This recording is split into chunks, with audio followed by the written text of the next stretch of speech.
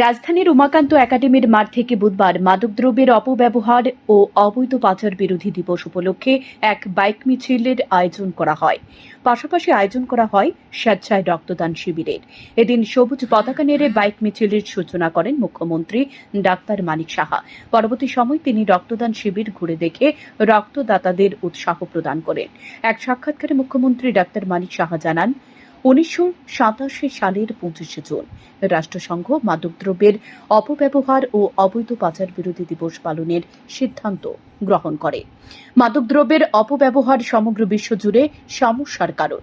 ত্রিপুরা রাজ্যের 3 দিকে বাংলাদেশ। ত্রিপুরা রাজ্যকে করিডোর হিসেবে ব্যবহার করে মাদকদ্রব্য পাচার করা হয়। প্রধানমন্ত্রী ও কেন্দ্রীয় স্বরাষ্ট্রমন্ত্রী উত্তর পূর্বাঞ্চলের রাজ্যগুলোকে নির্দেশ দিয়েছেন নেশার বিরুদ্ধে আপোষহীন নীতি নিয়ে কাজ করার জন্য। নেশার বিরুদ্ধে সচেতন করার লক্ষ্য নিয়ে এদিন এক বাইক র্যালির আয়োজন করা হয়েছে। নেশার বিরুদ্ধে মানুষকে প্রতিদিন সচেতন করতে হবে। নেশার কারণে ত্রিপুরা রাজ্যের ছেলেমেয়েরা এইডসে আক্রান্ত হচ্ছে। বিধানসভায় একটি কমিটি গঠন করা হয়েছে মানুষকে সচেতন করার জন্য। 2024-25 সালে ত্রিপুরা রাজ্যে বিপুল পরিমাণ মাদকদ্রব্য বাজেয়াপ্ত ও ধ্বংস করা হয়েছে। সীমান্তরক্ষী বাহিনীর জওয়ানরাও সীমান্তে নজরদারি চালাচ্ছে। নেশার বিরুদ্ধে স্বাস্থ্য দপ্তর, আরক্ষা দপ্তর সহ অন্যান্য দপ্তরগুলো কাজ করে যাচ্ছে। নেশার বিরুদ্ধে ত্রিপুরা সরকার আপোষহীন নীতি নিয়ে কাজ করে যাচ্ছে। নেশা বাণিজ্যের সাথে যারা যুক্ত তাদেরকে গ্রেপ্তার করা হচ্ছে।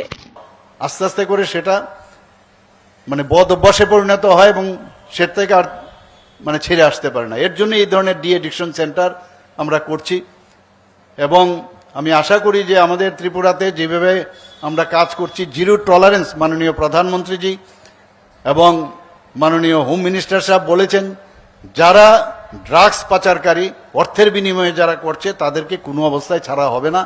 এবং আমরাও ত্রিপুরাতে সেইভাবে আমরা যুদ্ধ ঘোষণা করেছি, কারণ এটা কোনো অবস্থায় মানা যায় না।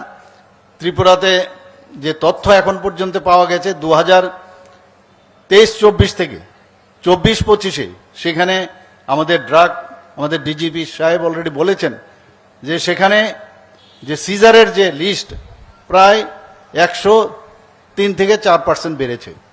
শুধু তাই নয়, আমাদের যে ডিস্ট্রাকশন, যে ড্রাগসের যে ডিস্ট্রাকশন হচ্ছে তাও প্রায় 132%-এর মতো দেখা গেছে বেড়েছে।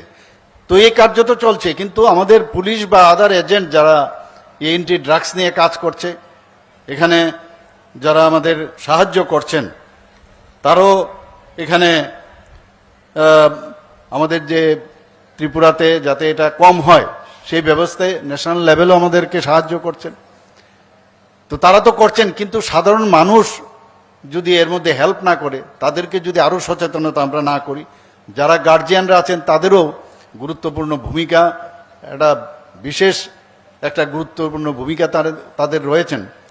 এবং আমি বলবো যারা স্টুডেন্টরা এখানে আছেন, যখনই ক্লাস বা যে কোনো জায়গায় যদি দেখা যায় কোনো কাদের মধ্যে কিছু অ্যাবনর্মালিটি আছে, তো সাথে সাথে টিচার্সদের গোচরে নিয়ে আসা, এবং যারা গার্জিয়ানরা আছেন তাদেরকেও বলবো যে আপনাদের ছেলে মেয়েদের যদি দেখেন যে অ্যাবসেন্ট স্কুলের মধ্যে হচ্ছে কিনা, কলেজে হচ্ছে কিনা, সেই বিষয়গুলো নিশ্চয়ই আমাদের গোচরে আনতে হবে এবং সেইভাবে কাজ আমরা যাতে নেশামুক্ত ত্রিপুরা, নেশামুক্ত ভারত আমরা করতে পারি, সেই কাজটা আমরা নিশ্চয়ই করব।